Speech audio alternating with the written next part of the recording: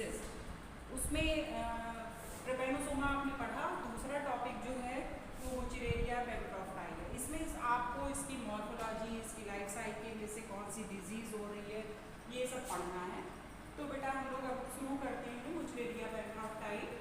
इसका common name filaria form है क्योंकि ये फाइलेरिया डिजीज कॉज करता है। आप लोग इसकी जरा सिस्टमेटिक पोजीशन पे आते हैं, इसका क्लासिफिकेशन देखते हैं। फाइलम हेस्केलमिंथीज है, class Nematoda, order Filarioidea, genus Wuchereria, species bancrofti. ये बेटा इसमें सारे राउंड वॉर्म आते हैं।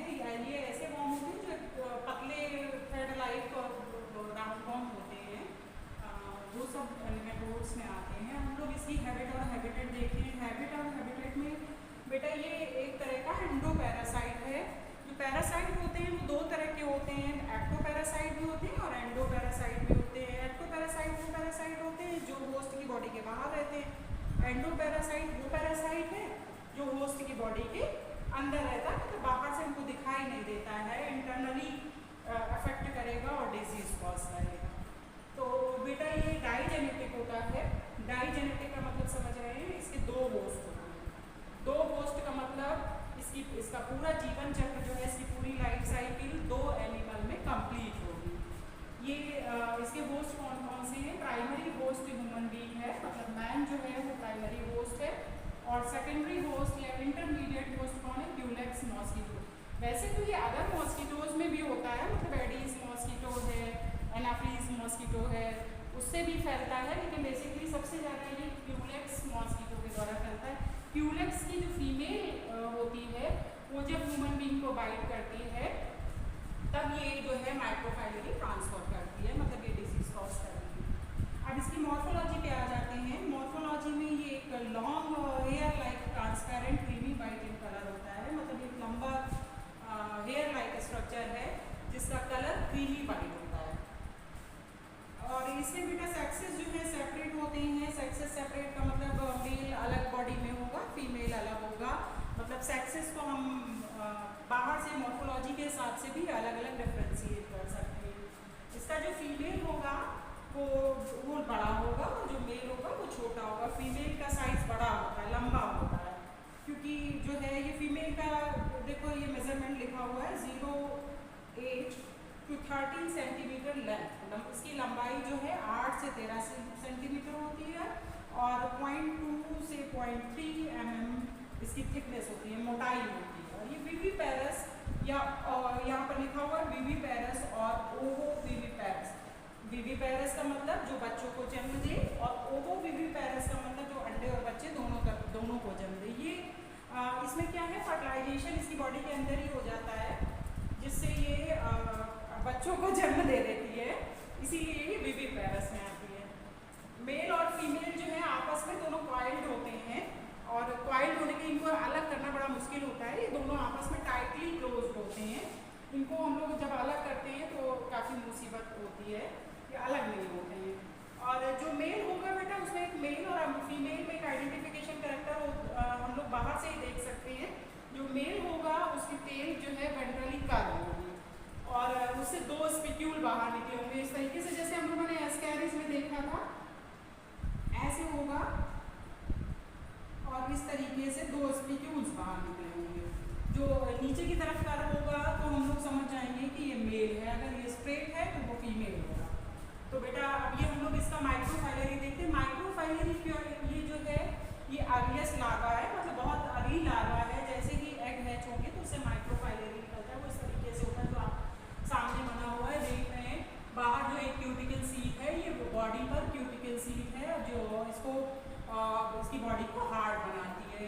आप देख रहे हैं कि ओरल स्टाइलेट है, फिर यहाँ थोड़ा सा नीचे चलेंगे तो नर्व रिंग है और नर्व रिंग के बाद ये ब्लैडर दिखाई दे रहा है। ब्लैडर की ओपनिंग जो है वो नेफ्रीडियोपोर है। नेफ्रीडियोपोर मतलब ये एक एक्सक्रीटरी ऑर्गन है, ये ब्लैडर है, ब्लैडर की ओपनिंग को ही नेफ्रीडियोपोर कह रहे हैं। उसके बाद ये सोमैटिक सेल्स इसमें पड़ी हुई हैं। उसके बाद आप नीचे की तरफ देख रहे हैं 4 लार्ज सेल हैं जो कि एनस के जस्ट बगल में, और ये टेल है, ये इंटीरियर मास है जो यहाँ पर कलेक्ट हुआ है। इस तरीके से ये माइक्रोफाइलरी होता है। इसी का बेटा ये इधर पर हमने जो है ये इसका एडल्ट बनाया हुआ है। ये माइक्रो जो बैक्टरोफाइल है उसका एडल्ट है। एडल्ट बेटा देखो इस सामने बना हुआ है, इस तरीके से इसमें माउथ है और ऊपर की तरफ ये फेरिंग्स है। ऊपर की तरफ जो फेरिंग्स होती है वो मस्कुलर फेरिंग्स होती है, उसके यहाँ पर मस्कुलर फेरिंग्स खत्म होगी तो यहाँ पर एक नर्व रिंग है, देखो ये नर्व रिंग दिख रही है। उसके नीचे हम आएंगे तो देखेंगे ये वल्वा है और ये ओविजेक्टर है, ये वेजाइना है इसके नीचे, और ये फेरिंग्स, यहाँ पर फेरिंग्स आप देख रहे हो ग्लैंडुलर हो गए, मतलब ग्लैंड के फॉर्म में होगा। ये नीचे की तरफ देख रहे हो आप, ये इंटेस्टाइन बनी है, ये हमारा एडल्ट फॉर्म है, इस तरीके का एडल्ट फॉर्म होता है। अब बेटा हमें इसके बारे में ये हम लोगों ने क्यों पढ़ा, क्योंकि ये एक इन्फेक्शन कॉज करता है, मतलब एक बीमारी कॉज करता है, तो उस बीमारी के बारे में हम लोग जानेंगे। तो ये जो बुचेरिया बैंक्रॉफ्टाई है ये कौन सी डिजीज कॉज करता है, ये फाइलेरिया नाम की बीमारी होती है। उसका दूसरा नाम एलिफेंटियासिस भी होता है। तो ये एलिफेंटियासिस क्या है, एलिफेंटियासिस में यहाँ पर आप देख रहे हो जो lymphatic vessels and lymph nodes होती हैं वो क्या करती है, वो स्वेल हो जाती है, वो फूल जाती है। क्यों फूल जाती है, यहाँ पर देखो आपने लिखा हुआ है enlargement of organs due to accumulation of lymph. क्या हो रहा है, लिम्फ का एक्यूमुलेशन हो गया, मतलब लिम्फ जो है एक जगह इकट्ठा हो गया है, इसलिए ऑर्गन्स जो है वो लार्ज हो गए, बड़े हो गए। जब लिम्फ कोई भी जगह चीज एक जगह कलेक्ट हो जाएगी तो वो ऑलरेडी वो जो पार्ट होगा वो स्वेल कर जाएगा या साइज में बड़ा हो जाएगा। तो जिस ऑर्गन में ये कलेक्शन हो जाएगा, लिम्फ का कलेक्शन जहाँ पर भी हो जाएगा वो लार्ज हो जाएगा। तो ये मोस्टली लेग्स में होता है। तो लेग्स इसका एलिफेंटियासिस नाम इसलिए दिया क्योंकि ये पैर जो है कलेक्शन के कारण काफ़ी मोटा हो जाता है। जैसे हाथी का पैर होता है, हाथी के पैर की तरह पैर हो जाता है। हाथी का पैर कैसा होता है, ऊपर से नीचे तक बराबर जब एनलार्जमेंट होगा तो साइज जो है काफ़ी ओवर हो जाएगा, तो पैर जो है ऊपर से नीचे तक बराबर दिखाई देगा। ये कहाँ कहाँ हो सकता है, ये हाथ में भी हो सकता है, hand, leg, scrotum, vulva, breast, penis, face, ये इतने ऑर्गन्स को बेसिकली इन्फेक्ट करता है। मतलब ये प्रॉब्लम जो होगी एक्यूमुलेशन ऑफ लिम्फ होगा, कहाँ कहाँ हो सकता है, हैंड में हो सकता है, लेग में हो सकता है, स्क्रोटम में हो सकता है, वल्वा में हो सकता है, ब्रेस्ट में हो सकता है, पेनिस में हो सकता है, फेस में हो सकता है। तो इतने जो ये ऑर्गन्स हैं इनका साइज लार्ज हो जाएगा और ये फाइलेरियल डिजीज जो है ये कॉज हो जाएगी। अब हम लोग इसका प्रिवेंशन पढ़ते हैं। प्रिवेंशन में क्या है, प्रिवेंशन सबसे बड़ा प्रिवेंशन तो यही है कि अगर मच्छर हम लोग को नहीं काटेगा तो हम लोग को फाइलेरिया नहीं हो सकता। तो सबसे पहले तो हमको मच्छर से ही बचना है। तो मच्छर से बचने के लिए हम बहुत सारे मॉस्किटो रेपेलेंट आते हैं उनको यूज़ कर सकते हैं, या हम मॉस्किटो नेट यूज़ कर सकते हैं। हम कपड़े जो है फुल स्लीव्स पहनेंगे तो मॉस्किटो की बाइट हमें कम से कम होगी। दूसरी चीज़, हम मॉस्किटो कहाँ कलेक्ट होते हैं, जहाँ मॉइस्चर होगा वहाँ पर मॉस्किटो अपने एग देंगे, या पानी जहाँ पर कहीं कलेक्ट होगा वहाँ मच्छर अपना अंडा देता है। तो हम क्या करेंगे, इनके मच्छर के अंडों को कलेक्ट नहीं होने देंगे, जिससे मच्छरों की संख्या ना बढ़े। और जब मच्छरों की संख्या नहीं बढ़ेगी तो मच्छर ऑलरेडी उनको बाइट नहीं करेंगे, जिससे उनको फाइलेरिया नहीं होगा।